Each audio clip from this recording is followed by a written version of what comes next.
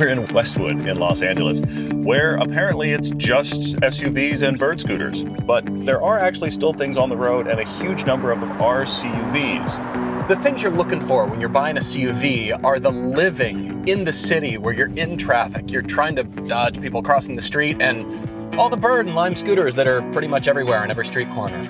Every automaker on the planet can't make 5-seat SUVs fast enough. Hatchbacks don't sell that well. Small little 5-seat SUVs sell like crazy. But this is a mid-luxury level of CUV, so they seemed appropriate in this part of town.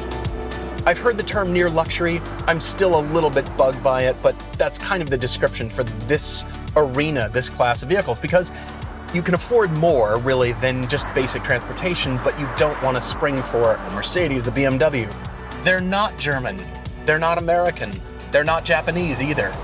It's the Volvo XC40 with the R design package and the Jaguar E-Pace.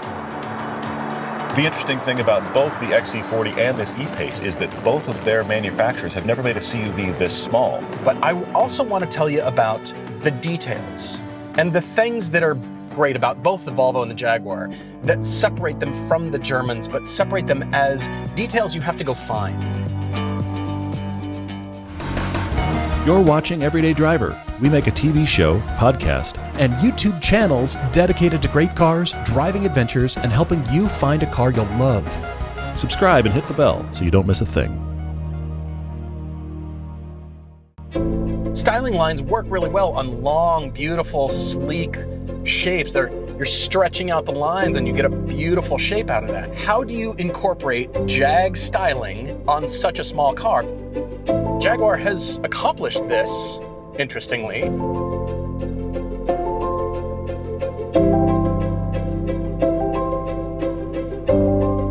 The interior of the E-Pace is the same basic layout as they have on all their cars right now. In fact, it's very reminiscent of the F-Type. Of course, you're sitting a lot more upright, and so they've kind of folded it back toward you a little more. You're not as down in the cockpit, obviously, as you would be in the sports car. Getting these seats, you're getting the interior that is a step up, but you can argue that buttons that are very square-ish, they're not that interesting to look at, even though it's all about function here, and it's about ease of use. You don't look at anything here and go, how do I do? You just figure it out. It's very intuitive. They've done a good job of a combination of buttons and screens. This black and white interior in the E-Pace really makes it feel like a luxury car, makes it feel special. And I know this sounds strange, but the smell in here is fantastic. Seats in Volvo are excellent, but these do feel like they're more luxurious. They do. The padding does feel better to me, and I want to spend my time here. You're wondering about space. Well, it's not that great in the back seat, and the rear hatch is not huge. The Volvo definitely wins there. Display, okay, full map. That's really cool. But the cool thing is I've still got miles an hour, I've got my odometer, I've got gas gauge, I've got what gear I'm in, I've got everything along the bottom just as a digital readout, and a huge 3D map of where I'm going. My eyes can just do this as I'm driving, and I've got a 3D map. And my head's in the game, my head's in the driving about where I'm going, what traffic is doing. Everything about the driving experience is increased because I've got information.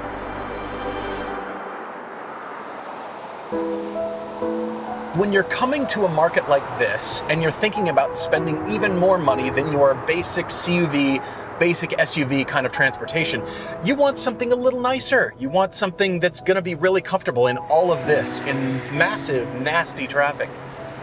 That's what these cars are built for. And I feel like the designers of these cars had traffic and parking in mind. When you're shopping for CUVs like this, what you're looking for are the comforts, the size. That takes precedence over the driving experience.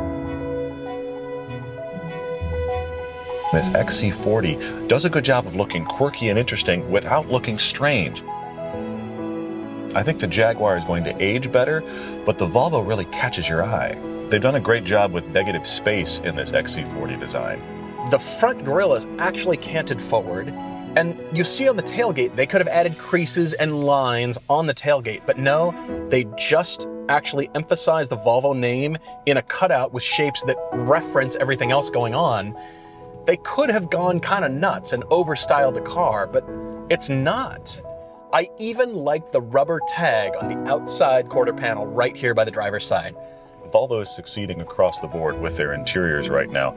This one is no exception. I mean, even these vents, everything you touch in a Volvo right now feels expensive, and they are obsessed with seats, and it shows with how comfortable they all are. My friend Tisha Johnson is the Vice President of Interior Design for Volvo. What Tisha has done and her team, the materials, there's nothing really fussy. It's just a different way of thinking and a different layout. And you think, I could get used to this. This is luxury for me. The Volvo is over-informing you at every turn. It's going to tell you what the speed limit is on the road you're on, and if whether or not it's a school zone, and what speed you should probably be going, and how much distance you should travel to the person in front of you. And it can keep you in your lane, and it can keep you stopped, and it can bring you to a stop. It almost drives for you. Almost. Not quite. And it even gives me traffic, red light traffic cam information. It gave me the warning right here, along with the ad from the Sirius XM radio that I'm listening to. And Volvo's really thought about what are the passengers going to touch and how is that going to feel. The stuff you're normally going to touch, the vents, the knobs, the buttons, the steering wheel itself, the feel of the paddles, all of that feels very high-end, exclusive, and expensive. Some of the other stuff doesn't feel that nice to touch, but you're probably not going to touch there unless you're somebody like us who does it anyway. The screen in the Volvo is also beautiful. However, it's got menus, sub-menus, sub-sub-menus. We sat at a light last night. I looked away for a second, looked back. I don't even know the screen Paul found. There's a lot of buttons buried in this menu, but to be honest, this is the most intuitive screen and flow of information that I've ever used in a car. Ever.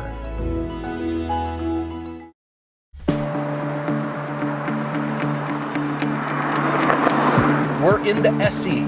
You can go a level up from here, which is the R Dynamic package. This is not, and the best way to tell, it'll have paddles. So we've got the 250 horsepower, 249 in this car, 2-liter turbo 4, and if you thought Jaguar was just cobbling parts together, Jaguar built this engine. They build all their engines, as a matter of fact. You can go all the way to 300 horsepower in this car, which I think would really bring it to life, but 250 is not bad. The turbo is very eager. This E-Pace has the same size engine as the Volvo, a 2-liter turbo, making almost exactly the same amount of horsepower, about 250 horsepower. So many things about these cars are almost identical, and yet they are strikingly different to drive. First off, one of the things that amazes me is that this E-Pace is 500 pounds heavier than the Volvo and yet feels lighter. It feels like a luxury item as far as how everything interacts and closes and opens. That all feels very high-end. However, 500 pounds heavier, first off, makes it over 4,000 pounds for a vehicle this small, which is a little bit insane. But then shockingly, it's lighter on its feet. This car feels more powerful all the time. I have a little bit of a rant about the naming convention of this car. It's called the E-Pace, and you might think, there might be some electric component to it. No, you'd be wrong because of the lineage, the E being the sports car bones. This has nothing to do with the E-Type from the 60s, nothing. This E-Pace is now the younger brother to the F-Pace. So now I see why you said E is the smaller one than the F. I get that, but when you hear E-Pace, you think electric. The electric one you're thinking of that Jaguar has announced, that is the I-Pace, like your iPhone. This is the same tiny little 2-liter that Volvo's putting in their entire lineup. They just keep changing how many turbos and superchargers they screw to it to give you various levels of power. This has about 250 horsepower and torque, almost identical to that Jaguar. The turbo comes on at like 2,500, somewhere in there. It actually is geared and it's punchy enough that you've got a little zip in town and you need that with this car. And then at high speeds on the freeway, this car actually has turbo whistle.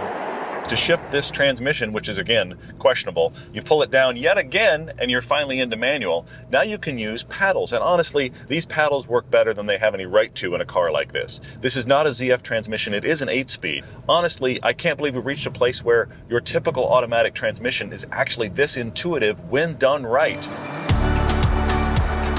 Once you rev this engine up to over 3,000 RPM and you really force it to be in a gear, it finds power and then sounds terrible. The stop-start system on the Volvo is actually working kind of nicely today. Most of the time it kind of ignores your commands, and when it restarts, it rumbles to life like some diesel that's not put together very well. I think this feature is fine if you're 3 or 4 cars back or farther. But if you're first at a stoplight and your engine is off and you're kind of not paying attention, there's those extra like 1.5 seconds, 2 seconds that the person behind you, especially in LA, kind of gets ticked off. Jaguar approaches everything like a sports car, like a rear-wheel drive sports car. And they've done the same thing with the E-Pace. They haven't just capitalized on this CUV market and said, all right, we've got to make a CUV, we've got to compete, everybody's buying CUVs, so what's our offering going to be? It's got a dynamic mode.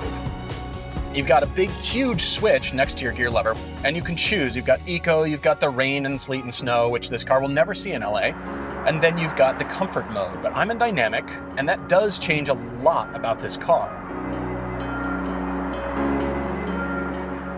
Think of stubby and tall rear-wheel drive sports cars. How do you do that?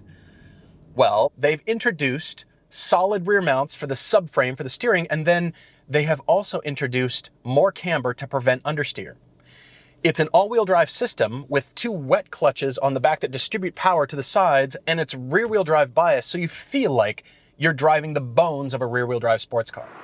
Now, when you're making a CUV, why are you making a sports car? But that's a separate thing. They set out to make the sports car of the class, and I think they've done it. In driving around LA over the course of this shoot, we actually had both of these CUVs on Mulholland Drive, and the Jaguar was by far the better place to be. This turns in quickly and precisely. It feels smaller and lighter than it actually is. It rides better on uncertain road conditions than the Volvo does, and you never have a question about the steering of what the front or the rear of a car is going to do. It always does exactly what you want it to. You can kind of chuck this thing down a curvy road. The Jag has a solidity to it that feels more grounded than the Volvo to me.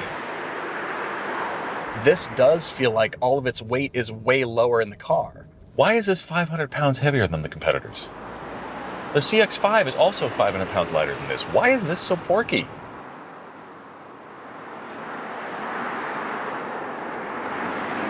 My initial impression of the steering feel for this car is that it doesn't matter, really. In town, for most commuting, for families, it doesn't really matter. It turns in really quickly initially, but it's not until the driving modes come into play, which is right down here.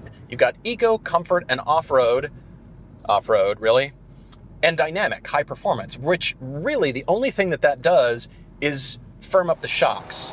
So it feels very aggressive and kind of on it. The steering wheel has no weight. Same initial turn-in as it does turned all the way over, but fine with that. It's not why you bought this car. The more I drive this, the more I realize that Volvo doesn't want you to be concerned with the stress of commuting. It's doing everything it can to almost coddle you to make sure you're not only safe, but taken care of and self-aware even when you're only staring at your phone. Sensors all around, aggressive auto braking. It does an excellent job of making sure when you're not paying attention, you still didn't hit anybody. We chucked it down a lot of back roads in ways most people will never drive this car. On Mulholland, chasing the Jag, this does not do as well. When you put down power, as you should coming out of a corner, the front differential fights the steering. Now, will most people ever drive this car hard enough to sense that? Probably not. But it isn't even something that happens every time. It happens every now and then, so it's not something you can predict if you're steering hard. The front and the back of the Volvo sometimes don't get the exact same memo on what we're doing in this corner. I did use this cruise control system in a traffic situation, and it is kind of brilliant. If you're driving along in your normal stop-and-go commute, you will probably touch the steering wheel and nothing else. It'll bring you to a full stop. If you have cruise control set and somebody pulls in front of you, it'll do a great job of just gauging its speed directly off of them. Now, it can be abrupt. If somebody leaves your lane or enters a lane suddenly, it gets a little freaked out, kind of like a new driver, but it doesn't get dangerous. They're really, really good. And they're fun to drive in the non-enthusiast way. The nice place to be, nice place to sit. The seats are great. The controls are intuitive. The main thing about the Volvo is the experience.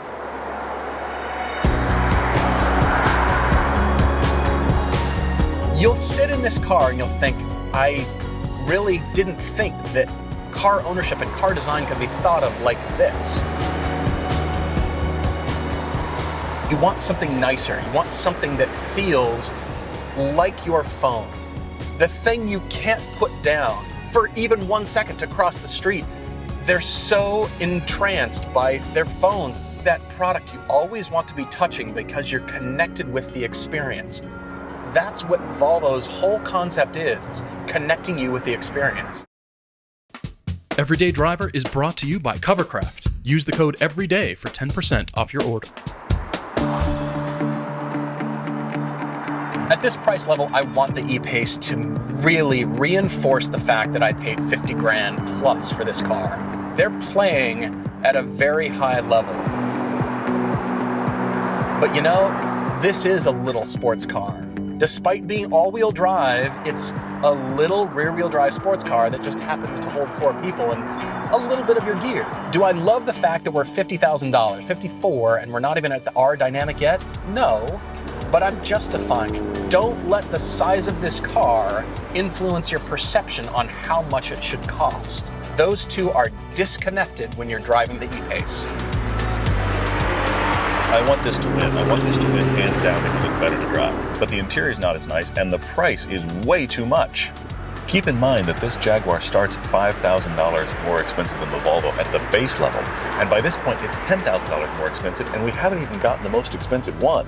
This is not $10,000 more car than the Volvo, and that's the problem.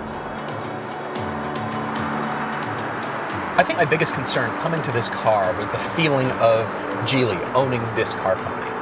And we've been told that Volvo has been left alone. They've just got the funding, the money to do things right. The power is great on freeway and on-ramps, and the brakes are fine, but all those things don't matter. It's the information that matters and the experience, because if I'm gonna be sitting here for such a long time, I want all these features. I want to be kind of entertained and not distracted. Volvo has said this smaller segment should do all of the Volvo things you want it to do and still be fun on a back road. Now, I think it's much more Volvo than it is fun on a back road. They've done a good job of making something that is safe and luxurious and nice to be in, but it isn't fun on a back road. That has everything to do with the way that steering interacts with the differential. I'm not sure what's going on there. I'm not looking for an incredible driving experience and I come away exhilarated and astounded by the power. That's not why you bought the car. Honestly, this is more difficult than I thought it was going to be. Well, CUVs have taken it over. I mean, They've taken over the entire driving experience. That's practically all we see in LA. Well, it's almost all anybody's buying. The only market segment that is growing, we've talked about it before, at the lower level, is these small 5-seat SUVs. Well, that's true, but don't think of these as just alternatives. We have the typical American, German, or Japanese, and then these are just the alternatives. I feel like even though they are the first time out, they are redefining the entire segment for good reason. Well, I have to admit that the Volvo is the better place to be, and I really like just the seats and the feel and the look and all of those things. But of course, I normally side on the things that are what's the fun one to drive. I think the Jag's more fun to drive. I agree. Do you need your CUV to be fun to drive? I want to pick the Jag, but it's $10,000 more than the Volvo, and the Volvo's the nicer place to commute in. They're still, both brands are still at a level where you're going to be bringing dollars to spend. Yeah, I have to argue. I think you may have to just buy a Mazda CX-5 and be happy. But these are nice CUVs. They are gorgeous. I love how they drive. The question is, where's your price point? Are you able to jump into something nicer and you really look forward to it? Can you do that? If so, you've got some options here. There's a satisfaction about driving this car, and so by a whisker, I'm going with the E-Pace. I like that it's sports car first, then small compact SUV, then luxury, then all these features. I like that it's in that order. This is by far the better CUV to drive, but it's $10,000 more expensive than the Volvo, and it's not $10,000 more car.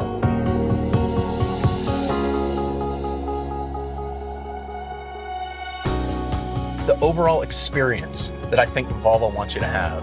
Honestly, this is a lesson for every other car manufacturer now. This Volvo is a much better value for money, and it's a much better place to be.